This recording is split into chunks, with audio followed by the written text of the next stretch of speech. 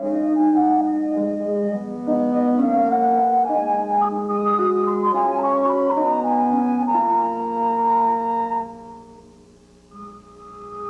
San Sepolcro, a small town on the borders of Tuscany and Umbria, not far from Arezzo. In 1304, the parish council decides to erect a high altar in the church of the Franciscan convent in tribute to a monk who has just died, Ranieri Razzini. Ranieri is the object of a fervent popular cult. People believe he has performed several miracles. A century later, in 1426, the Franciscans commission a carpenter, Bartolomeo di Giovanni d'Angelo, to erect an altarpiece above the altar. Later, the delivery of the wooden nails for the altarpiece for the painter Antonio di Giovanni, who lives in the nearby town of Angranals. Work was never carried out. In 1437, the monks summoned the most renowned of the Sienese painters, Stefano di Giovanni, who from the 18th century on is known as Sassetta. He had a large poliptic for the guild workers, the panels of which are today scattered across the world.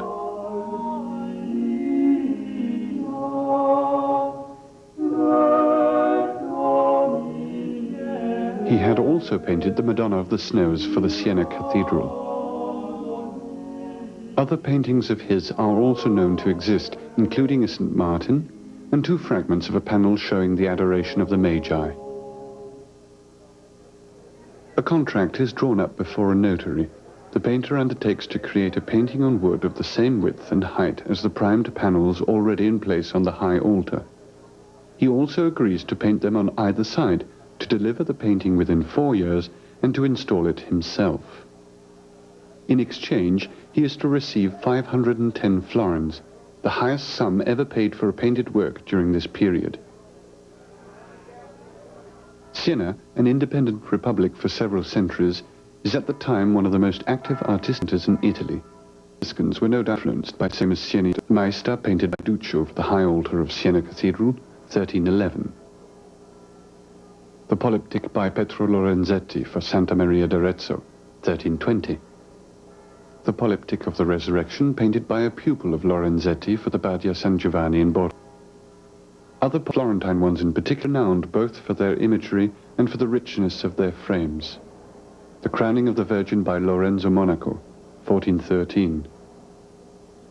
Or the Adoration of the Magi by Gentile di Fabriano, 1423. Perhaps yet another altar as a model, the painted in 1403 Taddeo di Bartolo for the high altar of San Francesco al Prato of Perugia. It is a two-sided poliptic. Franciscan churches built in the form of the Greek cross justify this composition. The front side of the altarpiece facing the nave was destined for the faithful and showed the Virgin. The rear surface facing the chancel was destined for the monks and showed St. Francis and other saints. In less than 2 centuries, St. Francis of Assisi became the most popular saint of Christendom. During this period, when few people were able to read, the religious order he founded called on the services of many painters who illustrated his legend, spreading it far and wide. The creation of an altarpiece was a very lengthy process. Preparation of poplar wood panels, application of strips of fabric over faults in the wood, successive layers of gypsum-based undercoating, very fine polishing, decoration of the frames, engraving with a stylet, application of red clay called Armenian bowl, embellishment with gold or silver leaf, burnishing of the gold, delineation of the halos, decoration with an engraver's point, charcoal drawings, grinding of pigments with water, mixing of certain pigments with water, then with egg yolk, which served as a binder, and painting with small parallel strokes and in successive layers. All these operations often required the help of several assistants and had to be carried out over many seasons. Sassetta needed 7 years to complete his poliptic and did not return to install it until June 1444. A double-sided altarpiece weighed a considerable amount. The predella, which served as a base, thus had to be wide and solid. It depicted 3 to 5 scenes. A tall central panel was flanked by side panels. As in the case of many altarpieces, the joints between the panels were concealed by small columns.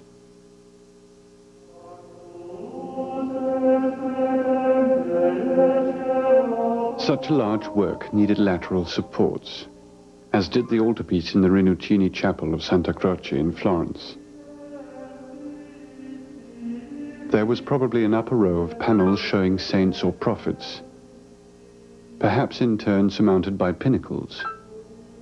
Finally, the entire altarpiece was perhaps crowned with still more complex and gilded mouldings, spikes and sculptures. The aisles on either side of the altar were closed off by curtains. No description of the altarpiece in its original setting has yet been found. The archives merely tell us that it was dismantled in 1578 to permit the installation of a tabernacle on the altar. In fact, during his pastoral rounds in July 1783, the bishop visits the monastery of San Francesco and mentions two paintings, St. John the Baptist and St. Anthony of Padua in the chapel of the Nativity, and a painting of the Virgin on the altar of the Assumption. In 1622, a priest, Giovanni Antonio Castiglione, describes three scenes on the front of the predella, episodes depicting Ranieri Rossini. In 1810, the panels of the altarpiece are sold. During the 19th century, they passed through many hands. Bernard Berenson, an American of Lithuanian origin, is a brilliant student at Harvard. He is fascinated by the attribution of paintings and becomes a great collector. In his villa, Itati, near Florence, he assembles Arab manuscripts, Chinese bronzes, and Italian primitive paintings. In 1900, Berenson buys from a Florentine second-hand dealer 3 panels attributed to a painter of the Fra Angelica school. He immediately identifies them as belonging to Sassita's San Sepolcro poliptic. The first panel represents St. Francis in glory, recognizable by his cowl and stigmata. The second, the Franciscan monk holding a rosary, is doubtless Ranieri Rossini himself. The third, St. John the Baptist, is very similar to the St. John of the Madonna of the Snows. Berenson links these panels to others illustrating episodes in the life of St. Francis, which were at the time to be found in France, in the collection of Emmanuel Chalandon. St. Francis giving his coat to the poor knight.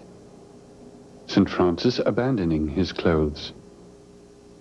The recognition of the Franciscan order by the Pope. St. Francis receiving the stigmata. St. Francis proving his faith to the Sultan of Egypt, and the funeral of St. Francis. In the collection of the Comte de Martel, St. Francis and the Wolf of Gubbio. In the collection bequeathed to the Institut de France by the Duke of Aumale and on loan to Chantilly, Mystical Marriage and Poverty. In 1925, a British collector and dealer buys the 6 panels which comprise the Chalandon collection, and the panel of the Martel collection the following year. In 1927, he resells them to an American collector who in 1934 donates them to the National Gallery in London. In 1951, other panels are located in a French collection in the Bourg. Count of the Louvre collection in 1956. They are St. John the Baptist holding a book and pen,